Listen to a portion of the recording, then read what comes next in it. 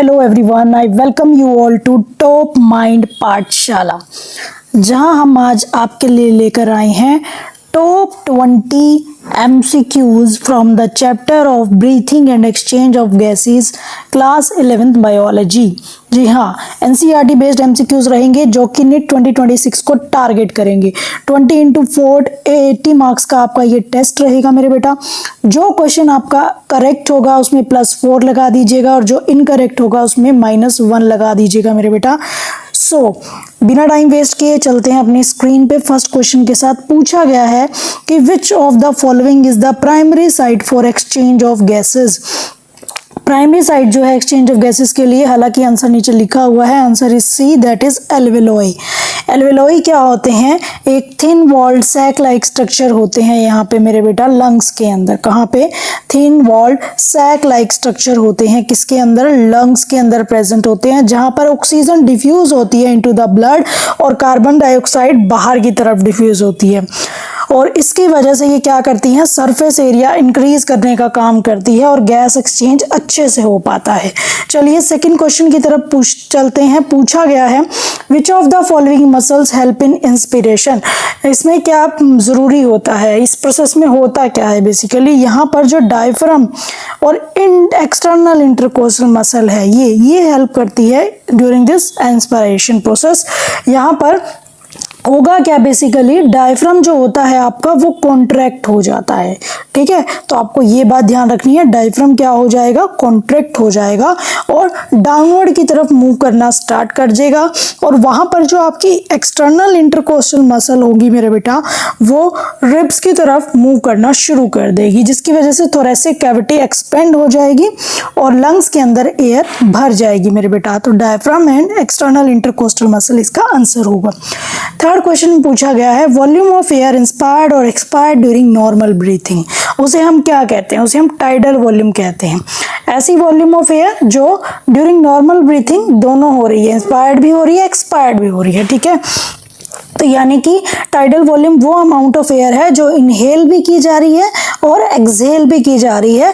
ठीक है, तो ये इसकी वैल्यू जो होती है दैट इज 500 ml होती है एडल्ट की, अगर मैं बात करूं मेरे बेटा।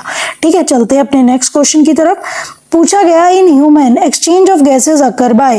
ह्यूमन के अंदर जो एक्सचेंज ऑफ गैसेस होती है वो किसके थ्रू होती है? That is by simple diffusion. किसकी वजह से होती है? सिंपल डिफ्यूजन की वजह से ऑक्सीजन और कार्बन डाइऑक्साइड मूव करते हैं अक्रॉस द एल्वियोलर और कैपिलरी मेम्ब्रेन। और कैसे मूव करते हैं? वो पैसिवली मूव करते हैं मेरे बेटा। ठीक है, और कैसे मूव करेंगे? हाई पार्शियल प्रेशर से लो पार्शियल प्रेशर की तरफ वो मूव करते हैं मेरे बेटा। That is simple diffusion. Fifth question में बोला गया है कि partial pressure of oxygen in alveoli. Alveoli के अंदर जो पार्शियल प्रेशर रहता है वो कितना रहता है ऑक्सीजन का? That is 104 mmHg। Option number 1 is the right answer. Alveolar का जो पार्शियल प्रेशर है ऑक्सीजन का वो यही फैसिलिटेट करता है डिफ्यूजन ऑफ ऑक्सीजन, ठीक है, इनटू पल्मोनरी बर्ड। तो दैट इज 104 mmHg। एनसीईआरटी के डायग्राम से है direct question. Oxygen is transported in blood mostly in the form of, that is oxy haemoglobin. Oxygen का जो ट्रांसपोर्ट होता है ब्लड के अंदर वो ऑक्सी हीमोग्लोबिन के फॉर्म में होता है। जो 97% हमारी ऑक्सीजन होती है वो बाइंड करती है बेटा हीमोग्लोबिन के साथ, अगर हम आरबीसी सेल्स की बात करें। और ये कैसे? As a oxyhaemoglobin complex की तरह बाइंड करती है और बची हुई जो होती है वो प्लाज्मा के अंदर जो है डिसॉल्व हो जाती है। तो ये बात बेटा आपको पता होनी चाहिए। 7th क्वेश्चन में बोला गया है the amount of air that remains in the lung after a normal expiration is called as. वो अमाउंट ऑफ एयर बताना है जो सिर्फ लंग में बच जाता है आफ्टर नॉर्मल एक्सपायरेशन की अगर हम बात करें, that is called as functional residual capacity मेरे बेटा। Functional residual capacity that is FRC and that is equal to sum of किसका? जो हमारा एक्सपायरेटरी रिजर्व वॉल्यूम है प्लस रेजिडुअल वॉल्यूम है, इन दोनों के सम को हम क्या बोलते हैं? FRC, functional residual volume. ठीक है, तो यही इंश्योर करता है कि एल्वेलोई जो है कोलैप्स नहीं हो रही मेरे बेटा। अब 8th क्वेश्चन में बोला गया है कि CO2 is mainly transported as, mainly उसका ट्रांसपोर्ट होता है एज बाइकार्बोनेट आयन, ठीक है। जो 70% हमारी CO2 होती है वो प्लाज्मा में कैरी होती है as bicarbonate ion. Bicarbonate is HCO3 negative ion, ठीक है। और ये किससे फॉर्म होता है? CO2 से ही फॉर्म होता है, वाटर से, है ना। तो ऑब्वियसली एक एंजाइम यहाँ पर इंपॉर्टेंट होता है। अगर आपसे पूछ लिया जाए that enzyme is carbonic anhydrase enzyme, ये बात भी आपको इस क्वेश्चन के अकॉर्डिंग पता होनी चाहिए मेरे बेटा। आगे 9th क्वेश्चन में चलते हैं। रेस्पिरेटरी क्वेश्चन पूछा है फॉर कार्बोहाइड्रेट, वो होता है हमारा 1 के इक्वल, क्योंकि आर के उज की जो वैल्यू होती है, जितना CO2 प्रोड्यूस होता है ना, डिवाइड बाय उतना ही O2 कंज्यूम होता है, ठीक है। तो कार्बोहाइड्रेट के लिए ये वैल्यू दोनों की इक्वल है, जो CO2 है वो O2 के इक्वल, तो यहाँ पे R के 1 होता है। 10th क्वेश्चन पे चलते हैं। Which of the following initiate respiration in human, इनमें से क्या इनिशिएट करता है रेस्पिरेशन को? That is medulla oblongata is the right answer.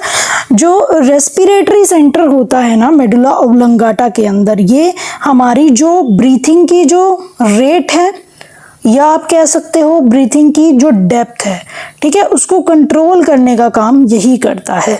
चलते हैं नेक्स्ट क्वेश्चन की तरफ। पूछा गया है the maximum volume of air that can be inhaled after a normal inspiration is called as, maximum volume of air जो inhale हुई है after a normal, that is called as IRC, IRV, है ना, इंस्पायरेटरी रिजर्व वॉल्यूम।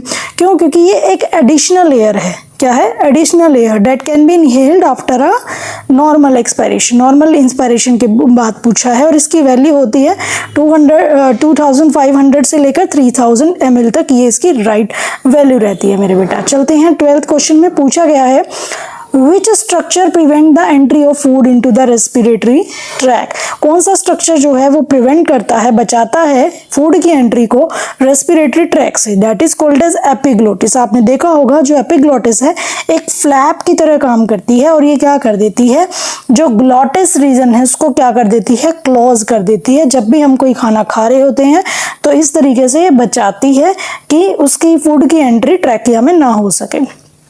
13 क्वेश्चन में पूछा गया है the process of exchange of gases between alveoli and blood. Process of exchange of gases, alveoli और ब्लड के बीच में जो process of exchange of gases है उसे हम कहते हैं एक्सटर्नल रेस्पिरेशन। एक्सटर्नल रेस्पिरेशन का मतलब ही यही है मेरे बेटा।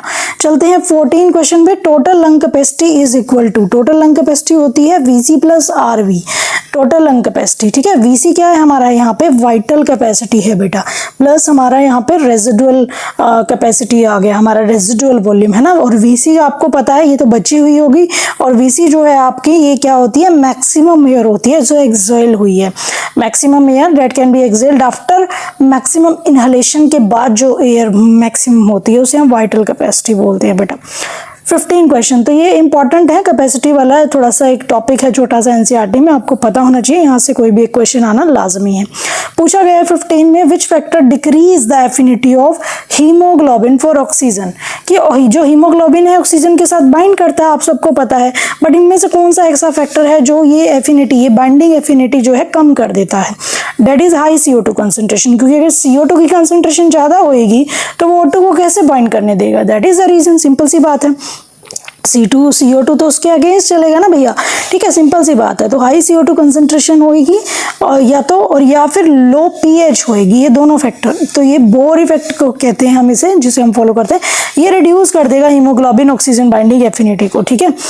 तो चलते हैं 16 पे। During expiration the diaphragm, expiration के टाइम पे जो डायफ्राम है वो क्या होता है? रिलैक्स हो जाता है और मूव अपवर्ड, उल्टा होगा। हमने पहले इंस्पायरेशन का पढ़ा था, अब एक्सपायरेशन की बात हो रही है। तो वहां पर कॉन्ट्रैक्ट कर रहा था, यहाँ पर रिलैक्स करेगा, यहाँ पर वहां पर मूव डाउनवर्ड हो रहा था, और यहाँ पर मूव अपवर्ड हो रहा है, ठीक है। सो सिंपल सी बात है, यहाँ पे कोई ऐसी लंबी चौड़ी कहानी नहीं है मेरे बेटा।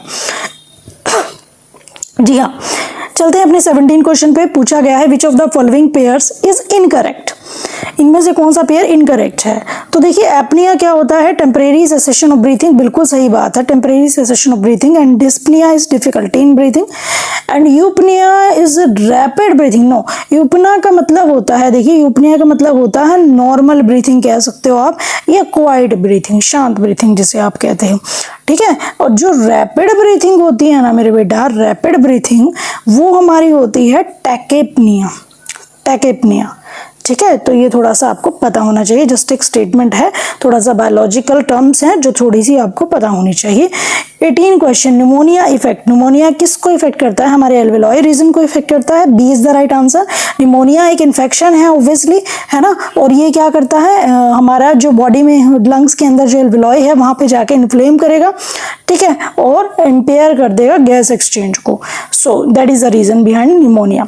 Respiratory pigment in human body, that is haemoglobin, है ना, haemoglobin in red blood cell, ये क्या करता है, बाइंड करता है ऑक्सीजन के साथ ट्रांसपोर्ट करने के लिए, और ये कहाँ से कहाँ ट्रांसपोर्ट होता है आप सबको पता है, लंग से लेके मेरे बेटा टिश्यूज तक ट्रांसपोर्ट होता है।